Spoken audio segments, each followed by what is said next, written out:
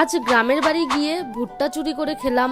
তো সবার প্রথমে আমরা তিনজন মিলে চলে যাই এই জায়গাটায়, আর এইখানে বিভিন্ন রকমের জিনিস চাষ করা হয়। তো সবার প্রথমে আমার চোখ পড়ে যায় এই করলা গাছগুলোতে, তাই ফটো তোলার অ্যাক্টিং করতে করতে ফট করে একটা করলা ছিঁড়ে নিয়ে চলে আসি।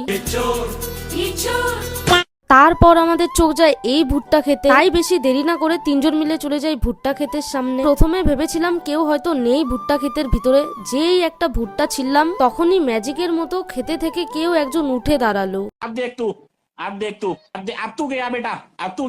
একটু বকা শোনানোর পর যেই লোকটা বসে পড়ে, এবার একটানা অনেকগুলোই ভুট্টা ছিঁড়ে নিয়ে চলে আসি।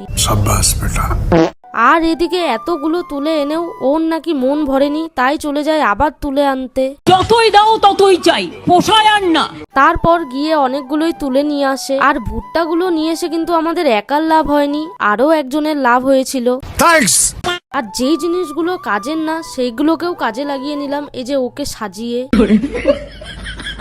তারপর চলে যেতে থাকি বাড়ির দিকে। বাড়িতে এসে ভুট্টা পোড়ানোর জন্য ও একাই উনান ধরাচ্ছিল। ও সব পারে, উনান ধরানো থেকে শুরু করে রান্না করা, বাসন মাজা, কাপড় কাচা, কুটনো কাটা, জুতো সেলাই, চণ্ডীপাঠ, ও সব পারে। তারপর ভুট্টা পুড়িয়ে লেবু লঙ্কা সাথে লবণ ভরিয়ে আমি আর বনিতা মিলে খাচ্ছিলাম। আর এদিকে ও ওর বন্ধুদের নিয়ে খাচ্ছিল, কিন্তু ওর বন্ধুগুলোকে দিচ্ছিল না। তুমনে মুঝে ঠকা দিয়া।